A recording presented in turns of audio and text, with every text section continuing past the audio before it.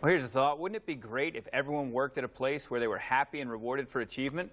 Our next guest thinks so, and so do a lot of people out there watching, I'm sure. Andy Swann is the author of a new book called The Human Workplace.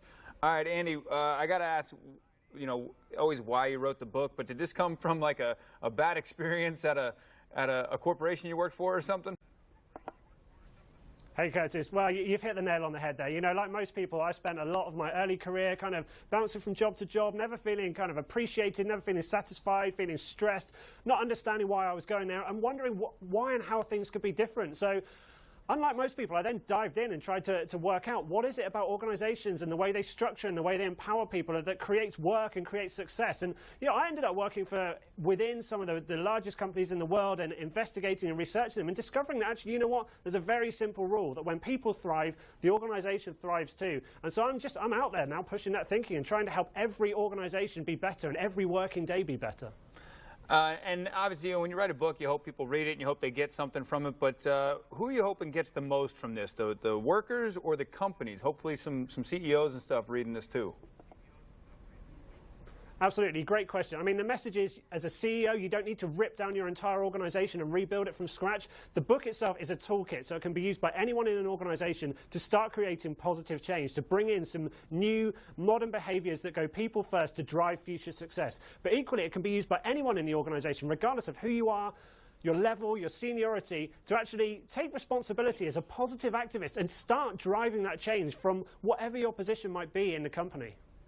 And one of the things in work is you get into a company and trying to be yourself in that company, but finding out that maybe you're not being allowed to be yourself. And so is that kind of what you're getting at with this, is let people be themselves and be their best?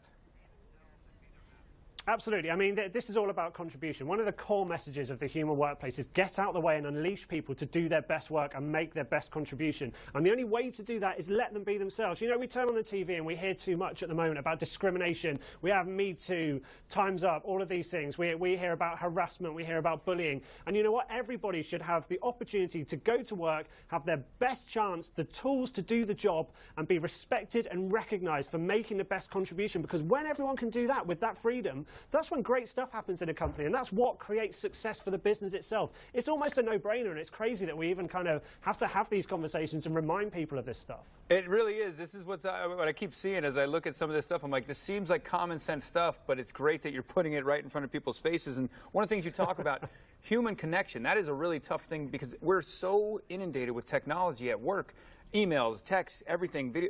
Human connection, actually talking to your coworkers, right?